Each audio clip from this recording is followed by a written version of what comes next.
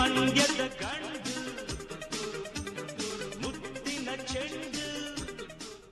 A very good afternoon. You're watching News 9 with me, Akshita. Well, Rebel star Ambrish returned to Bengaluru today. Let's cut across live to his residence where Ambrish is speaking to the media. ನಾನು ನೋಡಿದೆ ಎಲ್ಲರೂ ಏನು ಎಲ್ಲಿದ್ಯಾ ಗೊತ್ತಾ ಅಂದ್ರು. ನಾನು ಈಚೆ ಕಿಟಕಿಲಿ ನೋಡಿದೆ, ಬಿಲ್ಡಿಂಗ್ಗಳು ಕಾಣಿಸ್ತು. ಅಂತ ದೊಡ್ಡ ಬಿಲ್ಡಿಂಗ್ ಏನಿಲ್ಲ ಕಾಣಿಸ್ತು. ಆಮೇಲೆ ಎಲ್ಲಿದ್ದೀವಿ ನಾನು ಕನ್ಫ್ಯೂಸ್ ಮಾಡಿದಾರ. ನನಗೂ ಸೆಡಕ್ಷನ್ ಅದು ವೆಂಟಿಲೇಟರ್ 11 ದಿನ ಕೊಟ್ಟು 12ನೇ ದಿನಕ್ಕೆ ಕೇಳಿದ್ರೆ ಹೆಂಗೆ ಹೇಳೋದು ಗೊತ್ತಾಗಲ್ಲ. ಅವಾಗೆಲ್ಲ ಸ್ವಲ್ಪ ದಿನಕ್ಕೆ ಅದು ವೆಂಟಿಲೇಟರ್ ಕೊಟ್ರೆ ಗೊತ್ತಾಗುತ್ತೆ. ಬೇಡ ಅದರಿಗೆ ಅಲ್ಲ ಹೇಳ್ದೆ, ಸುಸ್ತಾಗ್ಬಿಡ್ತಾರೆ.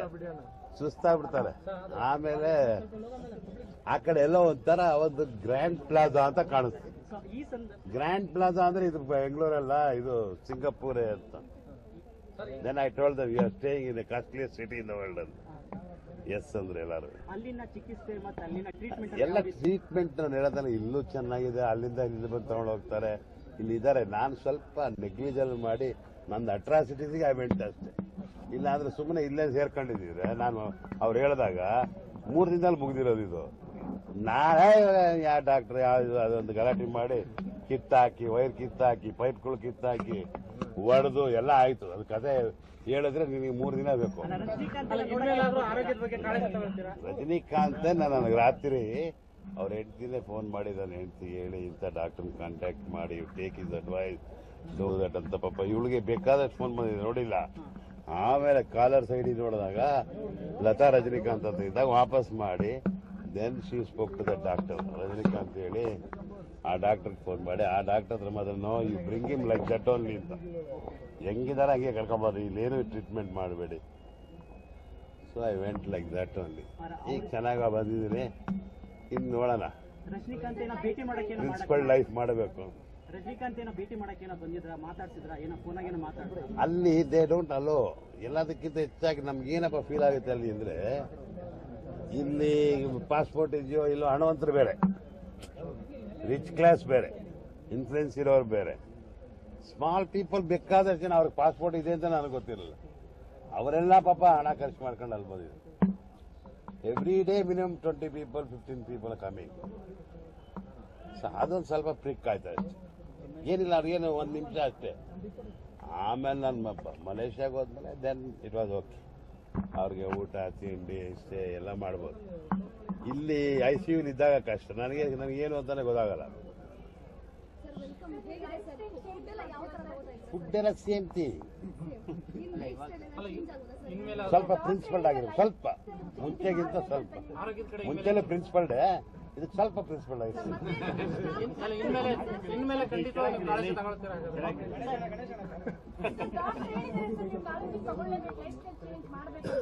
ಸ್ವಲ್ಪಮ್ಮ, ಸ್ವಲ್ಪ ಜಾಸ್ತಿ ಏನಿಲ್ಲ.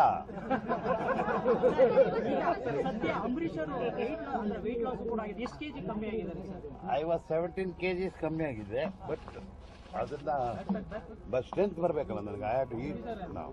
ಇನ್ನು ಎಷ್ಟು ತಿಂಗಳ ಕಾಲ ರೆಸ್ಟ್ ಮತ್ತೆ ಟ್ರೀಟ್ಮೆಂಟ್ ಅಲ್ಲ ನಿಮಗೆ? ಏನಿಲ್ಲ, ಈಗೆಲ್ಲ ಆರಾಮಾಗಿದೆ.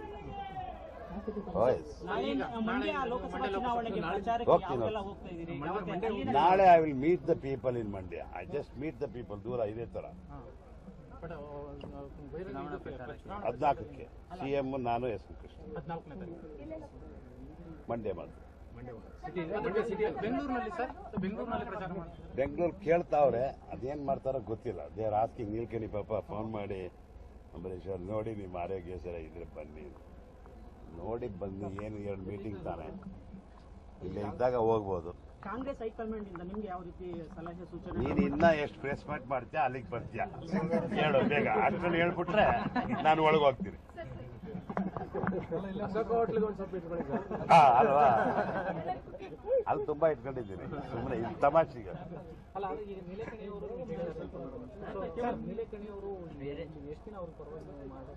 ಎಲ್ಲಿ ದಿನ ಎಲ್ರಿ ಇದೆ? ಒಂದಿನ ಗಂಟೆಗಳಿದೆ, ನಾಟ್ ದಿನ ಇಲ್ಲ.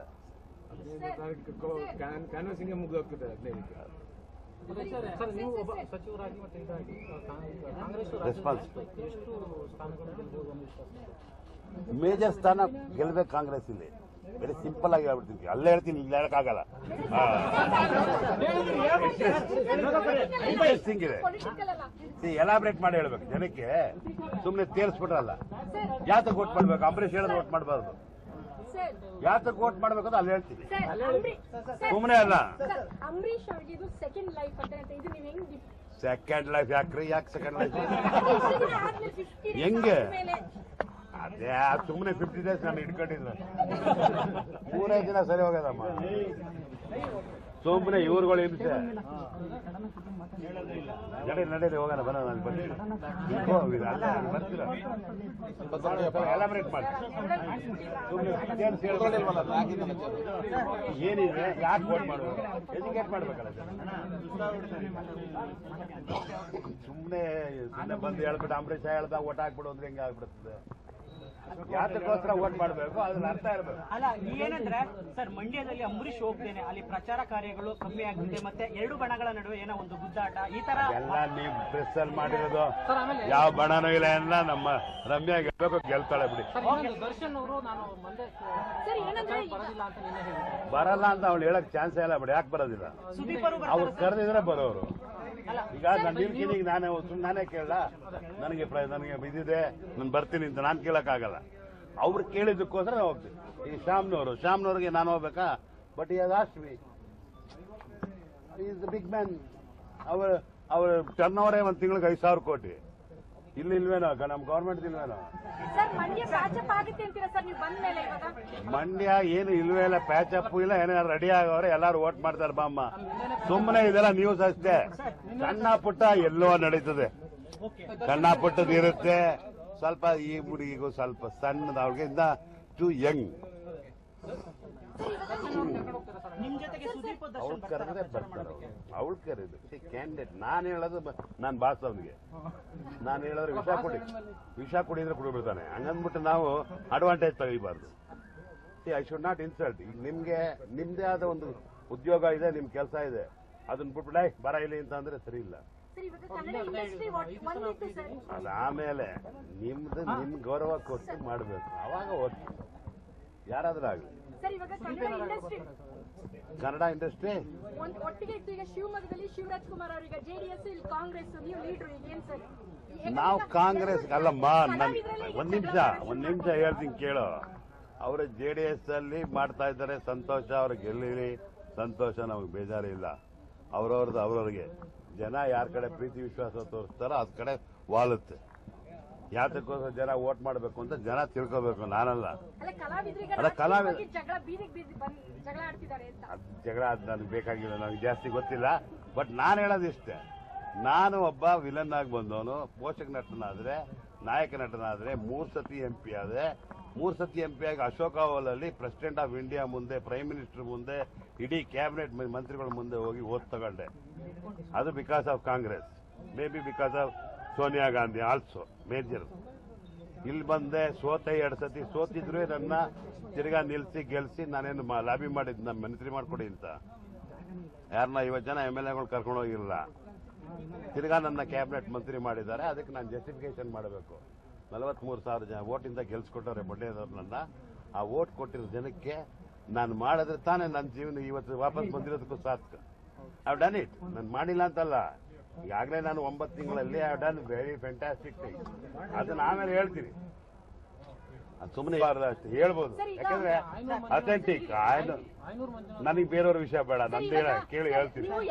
ನಾನು ಏನ್ ಮಾಡಿದ್ದೀನಿ ಅಂದ್ರೆ, ಓಕೆ, 2 ಫ್ಯಾಕ್ಟ್ರಿ ಇದ್ದೋಗಿತ್ತು ಮೇಜರ್. ಮಂಡ್ಯಾಗಿ 2 ಫ್ಯಾಕ್ಟ್ರಿ ವೆರಿ ಮೇಜರ್. ತಿರ್ಗಾ ರನ್ನಿಂಗ್ ಮಾಡಿದ್ದೀನಿ. ಈಗ 7 ಕೋಟಿ ಪ್ರಾಫಿಟ್ ಮಾಡ್ತೀನಿ. ಇಟ್ ಇಸ್ ಅಚೀವ್ಮೆಂಟ್ ಇದೆ, ಕೇಳುವಲ್ಲ. ಡ್ರಿಂಕಿಂಗ್ ವಾಟರ್ಗೆ ನಾನು ಮಾಡೋ ಕೆಲಸ ಇವತ್ತು ಮಾಡಿದ್ದೀನಿ, ನಾಳೆ ದಿನ ಅದು ಇತಿಹಾಸ ಪ್ರೂವ್ಡ್. ನೀವು ಆಟಿ ಅಂತ ಎಲ್ಲ ಹಾಕ್ತಿರಲ್ಲ. ಅವ್ನು ಲಂಚ ತಗೊಂಡಿದಾರ, ಅವ್ನು ಯಾರೋ ಬೇರಾಮಿ ಆಸ್ತಿ ಮಾಡಿದಾರ, ಅದೆಲ್ಲ ಹಾಕ್ತೀರಾ. ಏನು ಒಳ್ಳೆ ಕೆಲಸಕ್ಕೂ ಆ ಥರದ್ದು ಹಾಕಿ. ಅಂಬರೀಷ್ ಏನ್ ಮಾಡಿದಾನೆ ಈ ಸರ್ಕಾರದಲ್ಲಿ? ಕರ್ನಾಟಕದ ಹಿಸ್ಟ್ರಿಲಿ, ಅದಲ್ಲ, ಕರ್ನಾಟಕದ ಹಿಸ್ಟ್ರಿಲಿ 1,350 ಕೋಟಿ ನೀವು ಸ್ಲಮ್ ಬೋರ್ಡ್ ತಂದುಬಿಟ್ಟಿದ್ರೆ ಹಿಸ್ಟ್ರಿಲಿ ಹೋಗ್ತೀರಿ. ಸರ್ ಈಗ ಎಲ್ರಿಗೂ ಮಂಡ್ಯದಲ್ಲಿ ಅಂಬರೀಷ್ ಅಲ್ಲ, ಮಂಡ್ಯದಲ್ಲಿ ಎಸ್ ರಮ್ಯ ಅವರ ಕೆಲಸ ಮತ್ತೆ ಹಾ. ಅಂಬರೀಶ್ ಅವರಿಂದ ಹಾ. ಈ ಸಲ ರಮ್ಯ ಅವ್ರು ಮತ್ತೆ ಗೆಲ್ತಾರೆ. ರಮ್ಯಾ ಅವ್ರ ಕೆಲಸ, ಅಂಬರೀಷ್ ಅವ್ರ ಸಹಕಾರ, ಜನಗಳ ಆಸೆ. ಸರ್ ಎಲ್ರಿಗೂ Ambareesh rebel star sir. Sumalatha ಅವ್ರಿಗೆ ಮಾತ್ರ ಟ್ರಬಲ್ ಸ್ಟಾರ್ ಅಂತ. ಇನ್ ಮುಂದೆ ಟ್ರಬಲ್ ಕಡಿಮೆ ಮಾಡ್ತೀರಾ ಸುಮಲತಾ ಅವ್ರಿಗೆ? ಪುಣ್ಯ ಮಾಡಿದ್ರು ಸುಮ್ಮನೆ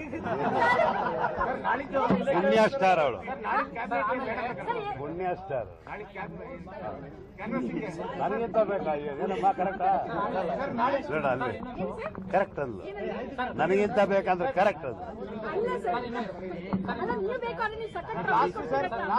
ಸರ್ ಲಾಸ್ಟ್ ನಟರ ಬಗ್ಗೆ ತುಂಬಾ ಕೇವಲವಾಗಿ ಬಿಜೆಪಿ ಮುಖಂಡರು ಮಾತಾಡಿದ್ದಾರೆ. ನೀವು ಚಿತ್ರರಂಗ ಒಬ್ಬ ಪ್ರತಿನಿಧಿಯಾಗಿ ಜೊತೆ ಹಿರಿಯ ಕಲಾವಿದರು, ಸೊ ನೀವು ಅಂದ್ರೆ ಅವ್ರ ಬಣ್ಣ ಹಚ್ಕೊಂಡು ಆಡ್ತಾರೆ ಹಾಗೆ ಹೀಗೆ ಅಂತಂದ್ರೆ ಯಾರು ಮೇಡಮ್ ಕರ್ಕೊಂಡು ಹೋಗ್ತೀರಾ ಸರ್?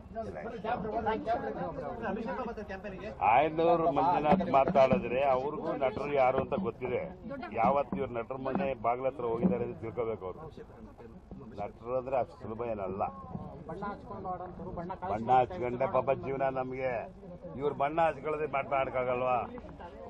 ಈಗ ನಿಮ್ಮ ಮಂಡ್ಯ ಫಸ್ಟ್ ನಾವೇನಪ್ಪ ಅಂದ್ರೆ ನಾವೇನು ಅಂತ ನೋಡ್ಕೋಬೇಕು ಮಕ್ಕಳಾರೆ. ಬೆಳಗ್ಗೆ ಎದ್ದು ಬ್ರಷ್ ಮಾಡ್ತೀವಲ್ಲ, ನಮ್ ಕನ್ನಡದಲ್ಲಿ ನೋಡ್ಕೊಂಡು ನಾನ್ ಬಂದು ನಿಮ್ ಬಗ್ಗೆ ಮಾತಾಡೋದು. ಬಣ್ಣ ಹಾಕೋರ್ಗೆ ಯಾಕೆ ಬೇಕು ಇವರು? ಇರಿ ಅವ್ರ ಹೆಂಡತಿ ಕೇಳಿ ಓಟ್ ಹಾಕೋದು ಬಣ್ಣ ಹಾಕೋರ್ಗೆ, ಆಮೇಲೆ ಇವ್ರಿಗೆ ಹಾಕೋದೇ ಇಲ್ಲ ನಾವು. ಸರ್ ಈಗ ಅಭಿಷೇಕ್ ಏನಾದ್ರು ಕ್ಯಾಂಪೇನ್ ಮಾಡ್ಕೊಡ್ತೀರಾ? ನೀನು ಹೋಗಿ ಕ್ಯಾಂಪೇನ್ ಮಾಡು ನಡಿ. ಬಂದು ಇಲ್ಲ ಅಭಿಷೇಕ್ ಕರ್ಕೊಂಡ್ತಾರೆ. ನನಗೇನೇ ಟೈಮ್ ಇಲ್ಲ ಅವ್ರಿಗೆ. ಅಂದ್ರೆ ಅವ್ರು ಪೊಲಿಟಿಕಲ್ ಕರ್ಕೊಂಡ್ ಬರಲ್ಲ ಅವನ್ನ. ಅಲ್ಲ ಪೊಲಿಟಿಕಲ್ ಓದ್ಲಿ ಸುಮ್ಮನೆ ಅಂಬರೀಶ್ ಅವ್ರಿಗೆ ಮಗ ಏನಾಗ್ಬೇಕಂತ ಆಸೆ ಇದೆ? ಮಗ ಓದ್ಬೇಕು ಫಸ್ಟ್ ಕ್ಲಾಸ್ ಆಗಿ ಅಂತ. ಅಲ್ಲ, ಇಂಜಿನಿಯರ್ ಡಾಕ್ಟರ್ ಆಗ್ಬೇಕಂತ. ಅವೆಲ್ಲ ಏನಿಲ್ಲ, ಓದಿ ಚೆನ್ನಾಗಿ ದುಡ್ಡು ಮಾಡಬೇಕು.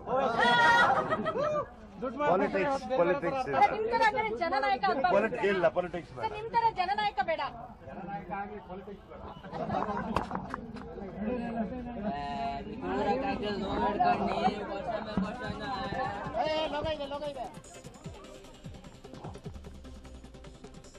Well, Ambrish is speaking to the media there completely seems fine as of now, also going on to reiterate the same, that he has completely recovered from his illness.